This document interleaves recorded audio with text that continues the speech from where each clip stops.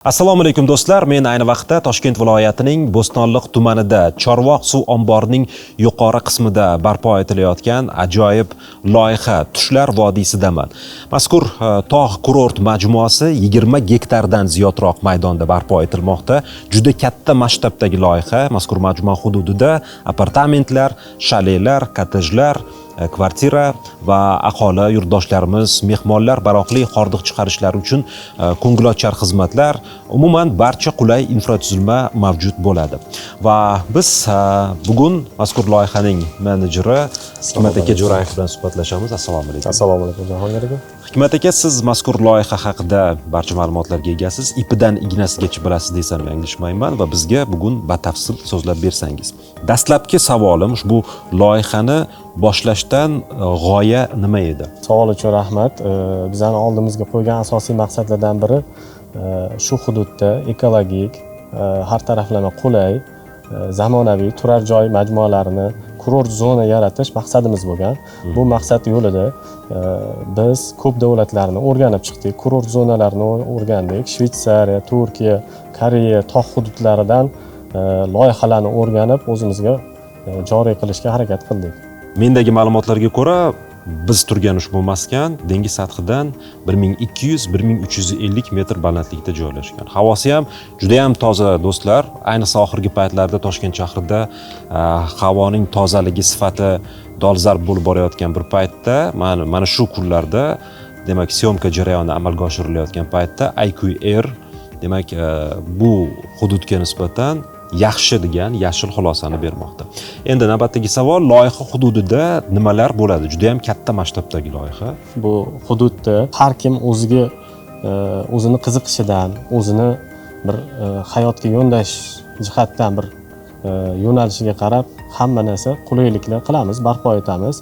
Ya'ni spa zonalar, restoranlar, yoga joylari, ya'ni plashatka, yoga uchun plashatkalar, velo yo'lakchalar, barcha o'ziga mos keladigan yo'nalishdagi qiziqishini topa oladi bu yerda.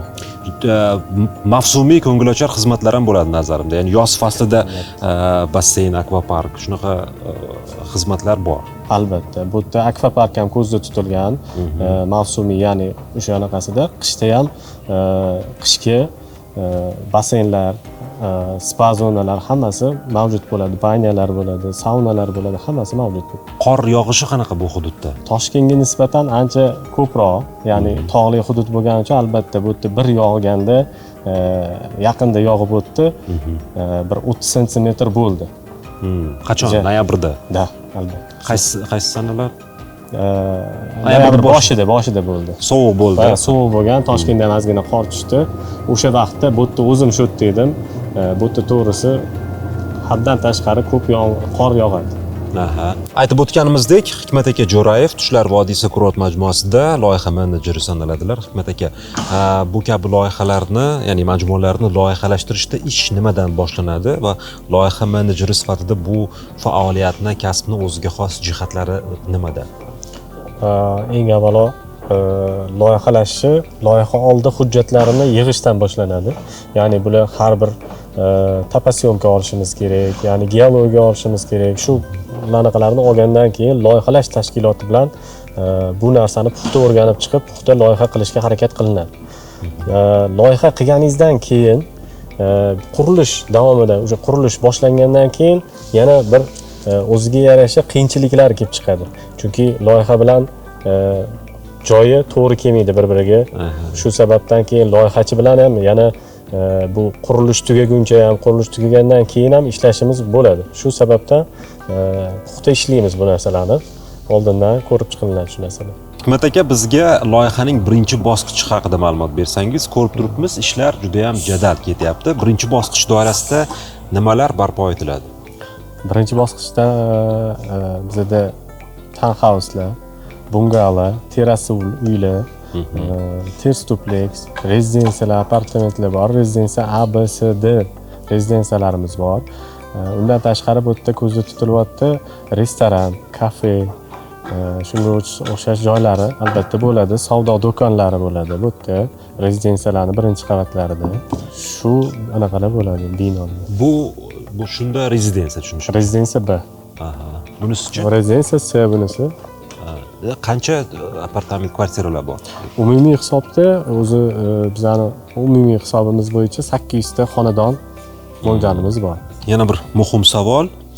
Qurilish davomida qanaqa materiallardan foydalanilmoqda va dizaynda qanaqa zamonaviy texnologiyalarga qo'l urilyapti?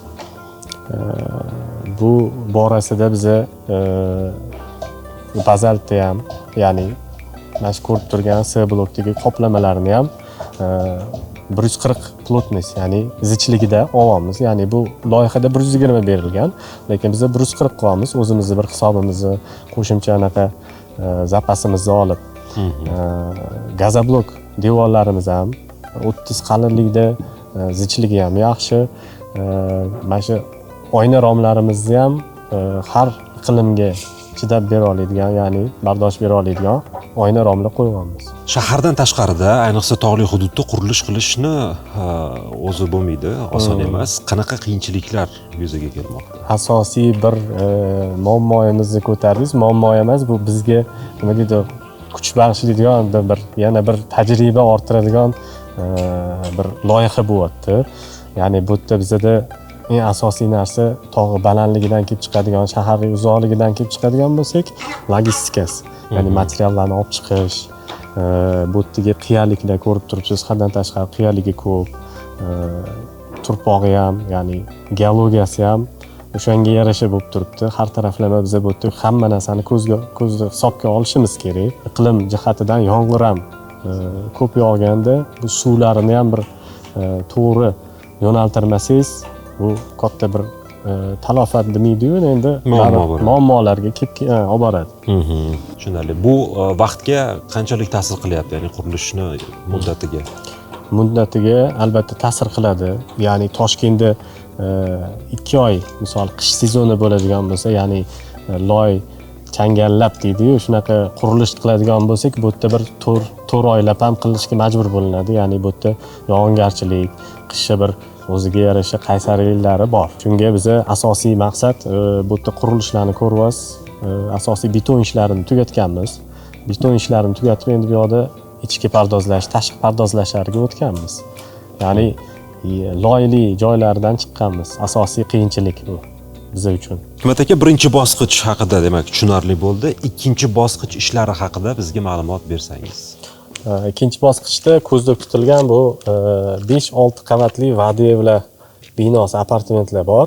Mana shu qismda bo'ladi. Albatta, mana shu kran turgan qismda 4 dona joylashgan, ya'ni 5-6 qavatli binolardan. Bundan tashqari ko'ngilochar 12 yoshgacha bo'lgan bolalar uchun ko'ngilochar bir bino quryapmiz. U binoni food courtga, restoranga ulab qo'yamiz, ya'ni bir-biridan uzoqlashmagan joyda bir-biriga, ya'ni ota-ona keladi, food courtda ovqatlanadi yo bo'lmasa nimadir restoranda o'tirganda bolalarni bu yoqda bemalol bolalarni nazorat qilib biz o'zimiz qarab tura olamiz. U narsani, shu narsalarni loyihada ko'zda tutilyapti. Undan tashqari yopiq basseyn, spa zona, yopiq sport zallari, mini sport zallari mavjud. Aytib o'tganingiz 4 ta Vadiyevlarda jami qancha kvartira, apartamentlar bo'ladi? Bu binolarimizda 260 xonadon joylashtirganmiz. 4 tasini hammasida? Barchasida 65 tadan har birida o'rtacha shunaqa hisoblangan. Xo'p, o'sha Vadiyevlardan tashqari yana nimalar bo'ladi? Eng yuqori qismdagi bino meni e'tiborimni tortdi.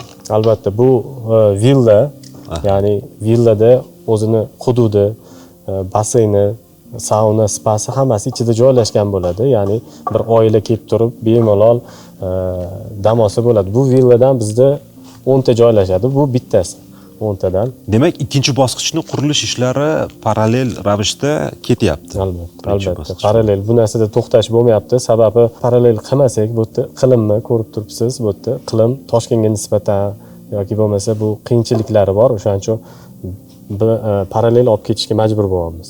Ikkinchi bosqichni qaysi muddatda foydalanishga topshirish, yakunlash rejalashtirilgan?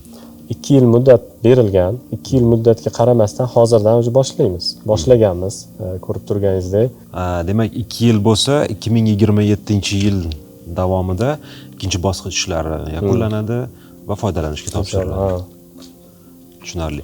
Daraxtlar juda ham ko'p ekan. Qancha daraxt bor bu yerda? Jahongir aka, bu yerda juda ko'p daraxtlar bor, har xil turdagi daraxtlar bor. Undan tashqari biz tepa qismiga, ya'ni obyektimizni tepa qismiga 90 mingdan oshiq archalar ekkanmiz. Yana ekib bormoqdamiz. Ya'ni hozirgi dolzarb muammolardan biri bu ekologiya bo'lib turibdi, ya'ni daraxtlarning kesilishi, boshqa narsa. Biz shu narsaga harakat qilyapmiz, daraxt ekish hozirdan. Ya'ni biz hozir eksak, yana qurilish davrida 2 yilimiz bor, o'sha ancha o'zini eplab oladi, ancha o'zidan katta bir aniq chiroyli hudud barpo etamiz bu yerda. Ko'rib turganingizdek, mana shu binolarning o'rniga yangi binolar tushiramiz. Sanab o'tirganimdek, o'sha food court, ko'ngilochar binolarni tushiramiz, sababi mavjud daraxtlarni temagan, asrab qolgan holatda. Biz hozir rezidensiyani tepasidamiz hozir. Albatta. Rezidensiya B. Rezidensiya B. Aha. Bu yerda nima bo'ladi tepasida? Bu tepasida mavsumiy kafe mo'ljalimiz bor, ya'ni terrasali qilib. Ochiq hudud ko'rdingizda, albatta. Bu narsani mo'ljalimiz bor. Rezidensiyani qaysidir qavatlaridan biridamiz. Ko'pchilikni qiziqtiradigan savollardan biri qurilishni sifati. Qanaqa materiallardan foydalanilyapti? Qurilish materiallaridan sifatli materiallar ishlatamiz. Ya'ni bu yerda bazalt bo'ladimi, gazoblok bo'ladimi, sifatli har iqlimga to'g'ri keladigan oyna romlarini ishlatamiz. Bu sifatda to'g'risi ekonom qilish mo'ljalimiz yo'q. Sabab ertaga bu iqlimi o'ta keskin, ya'ni Toshkentga nisbatan ko'rib turibsiz, ancha gradusi past. Mana shunaqa bo'lgani uchun bu yerda sifatli ishlatishga o'zimiz ham tarafdormiz. Bu go'zallikni sizlarga ham ko'rsatamiz, o'rtoqlar. Marhamat. Yaqinroqdan tasvirga olishingiz mumkin. Quyosh hozir botyapti. Albatta. Quyosh botishi mana shu manzarada bo'ladi. Albatta. Bu apartamentlar uchun yana bir plyus desak bo'ladi, yana bir bonus sifatida. Bu yerda ko'p loyiha qilganda quyosh botishi, shamol yo'nalishi, har taraflama shunga e'tibor berilgan. Ya'ni loyihachilar bilan o'tirib ko'p narsada ishlaganmiz bu sifatda. Tasavvur qiling do'stlar, xonadan chiqib, qishni kunida, erta tongda yoki kun botayotgan paytda issiq choy, qahva bilan quyoshni botishini yoki tong otishini mazza qilib, tomosha qilib o'tirsangiz bo'ladi. Juda ham go'zal manzara. Bu hozir qishda, kuzda, bahorda, yozda bundan ham chiroyli bo'lsa. Albatta, bu yerda daraxtlar turfa rangga kiradi. To'g'risi, birinchisi erta sarg'ayadiganlari bor, erta sarg'ayganlari qizarishroq bo'lib turadi. Bu yerda ranglari juda chiroyli bu yerda. Ayrim mehmonxonalarda xonalar endi bir-biriga yaqin bo'lganining hisobiga qo'shni xonadagi ovoz, shovqin eshitilish holatlari kuzatiladi. Bu jihat inobatga olinganmi? Albatta, loyihada inobatga olingan, shovqinni hisobini olib, qo'shnilarning orasidagi devor 30 sm qalinlikdagi gazoblok devorlardan barpo etilgan. Ovoz eshitilmaydi. Albatta, inshaalloh. Hikmat aka, ko'pchilikni qiziqtiradigan savollardan biri kanalizatsiya masalasi bilan bog'liq. Loyihani kanalizatsiyasi qanday yechim qilinmoqda? Dolzarb savol. Bu hududga ayniqsa, bu hududda biz ruxsatini olib, sentr zona, ya'ni markazlashtirilgan oqova suv quvuriga ulanib qo'yganmiz. Hozirgi vaqtgacha binoni oldigacha, ya'ni hududimizgacha olib kelib qo'yilgan 300 diametr qalinlikdagi truba. Ya'ni umumiy bino bo'yicha, umumiy hududga yetadigan darajada. Ichimlik suv ta'minoti qanday bo'ladi? Ichimlik suv ta'minoti 2 alohida yo'nalishdan olib kelingan. Biri buloq suvidan olib kelyapmiz, ikkinchisi markaziy suvdan. Ya'ni ikkita taraflama suvimiz bor bo'ladi. Elektr energiya? Elektr energiya ham xuddi shunaqa, alohida 2 yo'nalish bo'yicha, 2 liniya bo'yicha olib kelingan. Quvvati bu o'chmaydigan liniya bo'lgan, 35 ming talikdan olib kelingan. Bu borada hech qanaqa muammo bo'lmaydi. Tok, suv. Albatta. Undan tashqari quyosh panellari albatta ko'zda tutiladi tomlarda. Yana bir o'rganib chiqayotgan muammomiz hozirgida bu shamol turbinalari, shunga o'xshagan alternativ energiyalarni olishga harakat qilyapmiz. Generatorlar ham bo'ladi, baribir o'zini yo'nalishi bo'yicha bir qo'yamiz baribir, albatta har bir binoni atrofida bo'ladi. Mobil aloqa va internetni tezligi sifati qanaqa bu yerda? 2 oycha oldin Ustelecomning bir liniyasi o'tdi, bizning hududimizdan o'tdi. Ular bilan kelishilib, shu liniyaga ulanishimiz imkoniyati bor. Ya'ni bu markazlashtirilgan liniya. Bizning hududimizda imенно chegarasidan o'tgan. Ya'ni ko'p qulayliklar shu yerda bo'lyapti, mavjud bo'lyapti. Mobil aloqa bo'yicha men o'zim ham axborot berib ketsam bo'ladi. Misol uchun men ishlatayotgan kompaniya Beeline'da aloqa juda ham yaxshi, hattoki Toshkent shahridan ko'ra yaxshiroq. Bu yerda internet ham, aloqa ham yaxshi. Mana bu yo'lak bo'ylab yursak, menga juda ham chiroyli ko'rinyapti. Juda ham chiroyli yo'lak ekan. Daraxtlar ayniqsa yozda, bahorda, kuzda bundan ham chiroyli bo'lsa kerak, nazarimda. Albatta, bu yerda juda chiroyli bo'ladi. Ya'ni barg ochib, har xil turfa rangga kiradi bu yerda.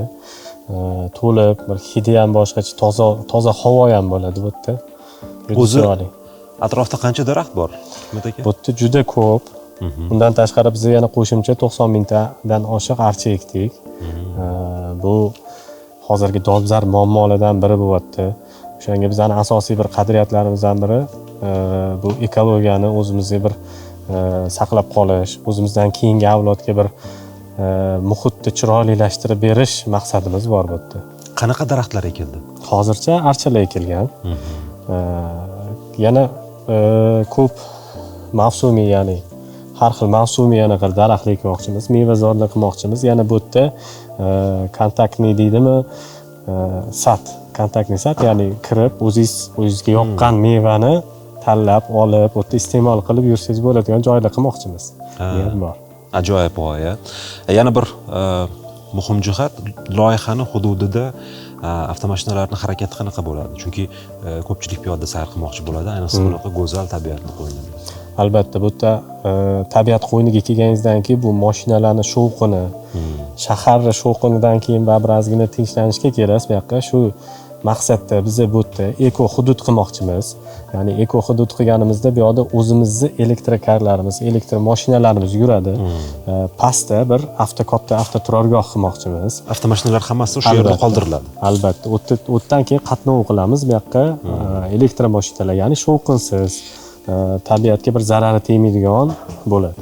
Endi loyihani hududi juda ham katta, 20 gektardan ziyodroq. Aytaylik, mana shu birinchi bosqichdagi istiqomat qilayotgan mehmonlar yoki uy xarid qilgan yurtdoshlarimiz yuqoriroq qismga chiqish uchun qanday qiladi? Shu elektrokarlardan foydalanadi. Albatta, bu yerda yo'nalishli qilib qo'yamiz, ya'ni bir yo'nalishda aylanib yuraveradi. U yerda xohlagan odam uni to'xtatib, unga o'tirib, ya'ni o'zi xohlagan joyida tushishiga ega bo'ladigan, ya'ni bir transportni ham mo'ljalini qilamiz.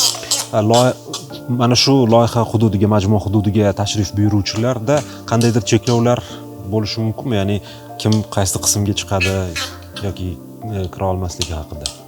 Yoki faqat bu ishlab chiqilmagan. Yo'q, ishlab chiqilishga chiqilgan, lekin ya'ni har bir xonadonning o'zining anaqasi bo'ladi, elektronniy ruxsatnomasi bo'ladi, unga kirish mumkin. Undan tashqari endi hududlarga ham shu anaqa ta'sir qiladi. Hududlarda bo'linganda, lekin ana villalarga endi kira olmaydi u yerda. Lekin yarim gektar, boshqaniki yarim gektar unaqa bo'lmaydi. Umumiy bo'ladi, faqat bu yerda binolarda farqi bo'ladi. Ko'ngilochar xizmatlardan hamma birdek foydalana oladi. Albatta. Mehmonlar ham boshqa hammasi birdek foydalana oladi. Bugun juda ko'pchilik odamlar shahar shovqinidan tashqarida, tabiat qo'ynida, sokin, tinch muhitda, toza havodan bahramand bo'lgan holda hordiq chiqarishni tanlamoqda va Tushlar vodiysida ayni mana shunday muhitni topasiz. Tushlar vodiysi bu shunchaki qulaylik yoki hordiq chiqarish emas, balki sizning sog'lom va baxtli kelajagingizdir.